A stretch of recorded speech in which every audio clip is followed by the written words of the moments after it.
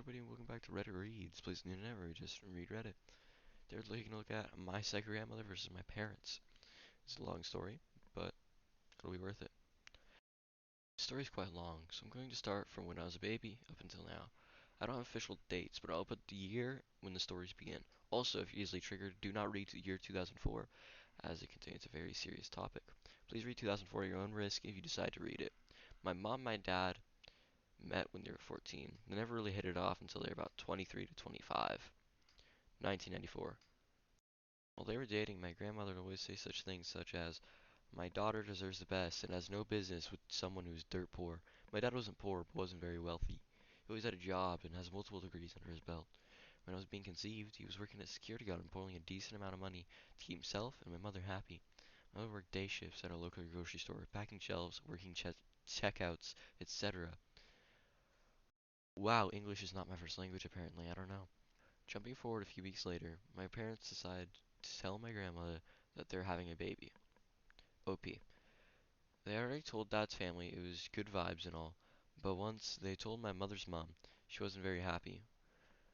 When my mom told her, she walked away, went outside for a cigarette, and didn't talk to Mom or Dad for about 15 minutes. According to Dad, Mom started bawling her eyes out and locked herself in the bathroom. My grandmother comes back inside and walks up to her father and says, "Here's what's going to happen. She's going to get an abortion and you're going to disappear." My father's absolutely destroyed that she did not want to approve her pregnancy, so Dad left the house and went home without my mother. I did not know what happened when my dad left the house. I haven't heard what happened after that. My father is suffering from depression, anxiety, and has lost his job. He searched for about 2 months to find a job, but no one was returning his calls. He starts freaking out as bills need to be paid and food needs to be put on the table. My father gets a call from my grandmother asking how he's going to get a job. He tells her that he has been for interviews, but no one has called him back yet. My grandmother starts to belittle him on the phone. "You're a worthless piece of crap. My daughter's going to be homeless because of you, and your son will be taken off of you." Dad hangs up. A few weeks go by and still no one wants to hire him. My father starts falling into a deep depression. He starts spending the next few days in bed just crying. I remember coming into the room and trying to play with him, and he would just lay there, staring into nothingness. A few days go by. I think I'm upstairs playing with my PlayStation or playing with something as kids do. I hear my mother screaming. I run downstairs and my mother screams, "OP, help." I finally get to her and I see that she's trying to lift my father around his ankles. I look up.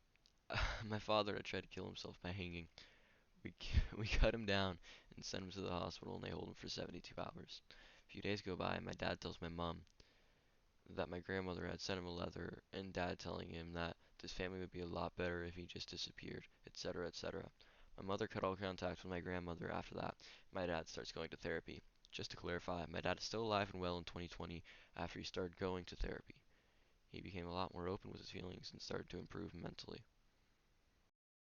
2015. It's Christmas and we have some family and friends over. We were all having a very good time. Some family members are having a good laugh while others are very drunk. Either way, it's good vibes all around. Around 5:30 p.m., my mother's phone rings. It's my grandmother. My mother disappears into her room with the phone and doesn't come out for about 2 hours. Me and Dad check on her every half hour to make sure she's okay. When the phone call ends about 2 hours later, she comes out and pulls me aside and tells me what was talked about. Apparently, my grandmother has lied to my mother her entire life about who her real father is. Mom is bawling her eyes out, and Dad grabs her and they both disappear into the bedroom for a little while. About 30 minutes later, they come out, sit down everybody at the party, and tell them what has happened. Everyone is disgusted in my grandmother, and most of them don't ever want to talk to her again after her little stunt. It's my father's birthday. My mother bought my father tickets to see his favorite band called Grinspoon.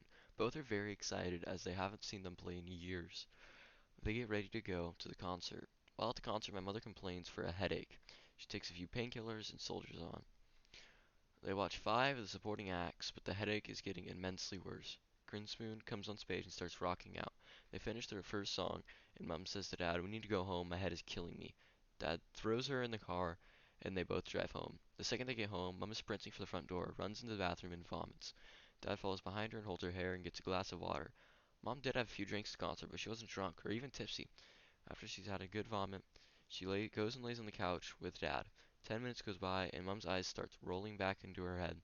We all start freaking out. Next minute later, she's having a seizure. Dad calls 000, and we rush into the hospital. After a few tests, Dad rings me and says, "You need to come up to the hospital now." I get to the hospital and Dad is waiting outside. He holds me and says, "OP, you need to say goodbye to your mother. She's had a stroke, and the doctors say that you need to say goodbye now just in case she doesn't make it." I say my goodbyes to my mother, and she heads to surgery. 6 hours later, we get a phone call. The surgery was a success, and she is alive. Me and my father are over the moon with joy. The doctors explained to us that she has lost a lot of her motor functions, but will regain. Why can't I say regain? Why can I not say regain? I swear. But will regain most of it with therapy. A few days later, I'm out at work, and my dad is going to the hospital to visit my mom. My dad goes to walk into her room, and guess who's there? My grandmother. Somehow she got wind of this. I don't know what was said between her and Dad while Mom was recovering. I know he said to keep it under wraps, as we will tell everyone in the next few days. The next day, Dad goes to the hospital, and my grandmother is there again. Only this time, she has brought people that we do not even know. Dad immediately leaves and calls me to ask who they were. I tell them I have no idea. I call my mother's sister, my aunt, and ask what the hell is going on. Apparently, they're just my grandmother's friends, and, in my personal opinion, had no right to be there, as they did not know my mother at all. Now, I'm not a violent person at all. While I was on the phone with my auntie, I said to her, "Do you really think my grandmother deserves to be in the same room as my mother? She's cut her out for years, and now only gives a shit when she almost dies. What about when she needed her support?" My auntie said nothing, and I replied with, "You know, if I was the one that walked in and saw her, she'd be very lucky to leave with a full head of hair." I hang up the phone after that phone call. My auntie mu must have spoke to my grandmother, and she never returned to the hospital. I get a phone call from the one and the only Wild Witch of the West. I answer not knowing who it is. "Hello, OP speaking." She replies, "Hey OP, it's your grandmother. Remember me?" I reply with, "Yeah, sadly I do. What the heck do you want?" She starts going off at me, calling me every name under the sun, and saying that how now my mother is immobile and she's going to try to become her carer, and that she's going to make up a bunch of lies on how my dad is a drug addict. My dad has never touched an illegal substance in his life. While she's losing her shit, I press the record button on my phone just to capture everything. She hangs up and I immediately get a lawyer. I see the lawyer a few days later and we talk it over. Because I'm my mother's son, I legally can sign to become her carer. So I do and give my lawyer the audio recording of the phone call me and my grandmother had.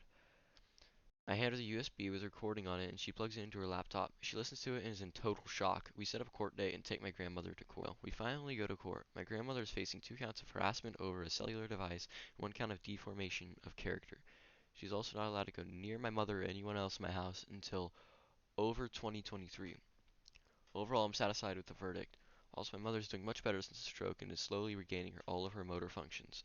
I couldn't be more proud of her. Okay, so the first thing I'm thinking of is just my thoughts on it. Is the pot is when she's in the hospital. Um, okay, so when her grandmother gets in the hospital, I mean, it kind of makes sense. Even if you do hate somebody that's in your family, at the end of the day, you love them. I don't know how else to explain it really, but there's people in your family that you hate, but you also love them at the same time. And I think that's what this grandma's feeling. She's hating this person. She's hating her daughter for choosing this, but at the end of the day, she loves her daughter because it's her daughter. And